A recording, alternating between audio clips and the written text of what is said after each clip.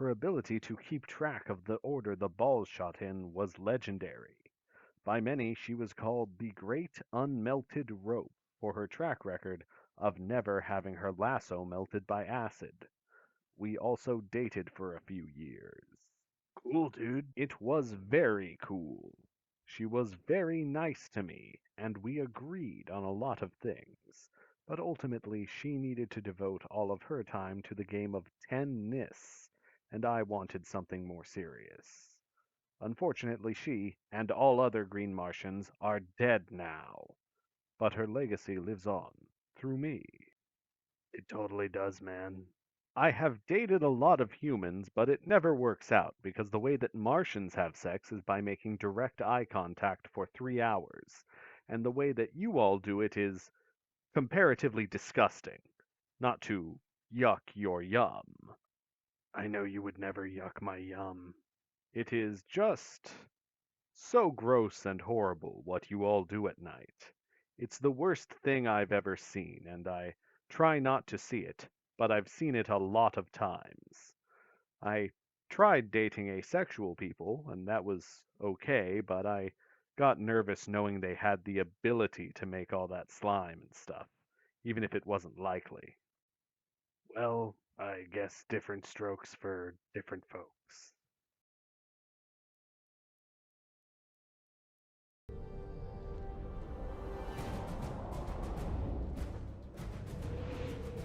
Guess I'll see you around.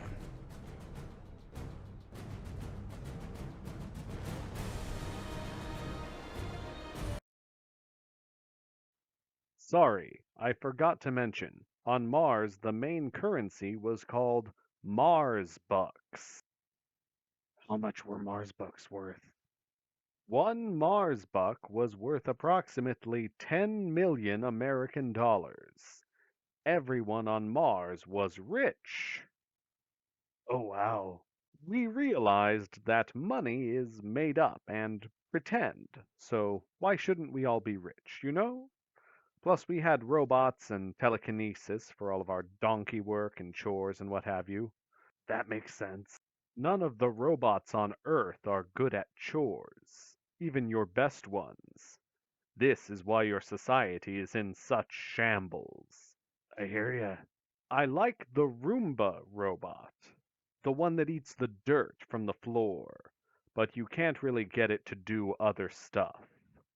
I like the Roomba too. I think they should make a Roomba that sings little songs. Not like one with a Bluetooth speaker, but it actually comes up with songs and sings them, maybe improvising them based on the kinds of filth it's sucking out of your carpet. That would be fun. I went to a hamburger restaurant once where all the waiters started singing while I ate. Johnny Rockets. Yes, Johnny Rockets at the mall. I loved watching them sing and dance while I filled my belly with milkshake after milkshake. Sounds nice. I think my favorite genre of human music is prank calls. Those aren't music. I bought them on iTunes, so they are music. Don't try to gaslamp me about my favorite genre of music. I love when they are calling the people and they say a bunch of normal stuff, but then they start talking about their butts. That's pretty funny. Their target has been lulled into a false sense of security, and then, suddenly, they are confronted with all of these butt words. The betrayal in their voice is more beautiful than any Martian music. Well, I respect your opinion. The only Martian song I ever liked is the Martian National Anthem. That's Crundo, Crundo, Crundo, Dolgus, Wundo, Wundo, Holgus. Everybody go surfing tonight. I didn't know there was surfing on Mars. Yes, we invented surfing, and I secretly taught it to the human race.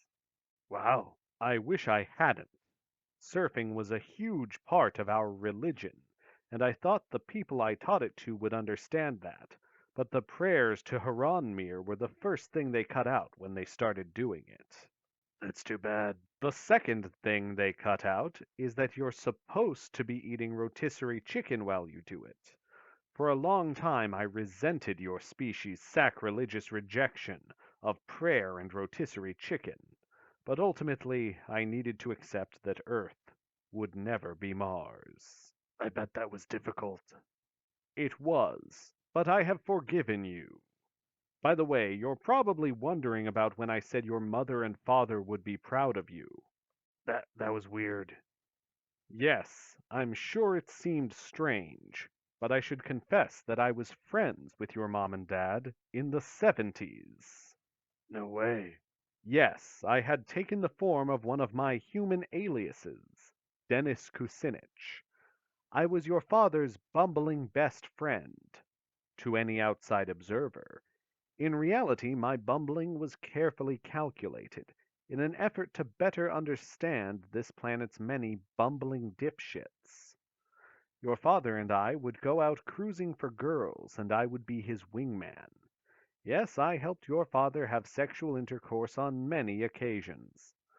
Sometimes the girls he did not have sex with wanted to have sex with me, so I would have to take them back to my apartment and project into their mind the image of an evening of disappointing sex, so that they would leave me alone and keep their slime off my couch.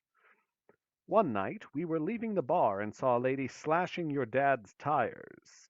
Your dad ordered me to chase her, which I did not like. I was pretty burnt out on being his bumbling sidekick, so I lifted his car and threw it into the ocean. The lady slashing his tires thought that was really cool, and she started flirting with me really hard. I told her she was being gross, and that my gross friend would like that if she needs someone to be gross with. Your father shrugged as if to admit he was pretty gross. This won her heart, and they got married after he got her pregnant on accident. I was the best man at the wedding, but by that point I had grown to hate your parents, and, as a show of power, I ate their entire wedding cake in one bite. My parents met in the 60s. Wait, what's your name? Bruce Wayne. Oh, I thought you were Craig Batman's son, Bruce. Bruce Batman. Sorry.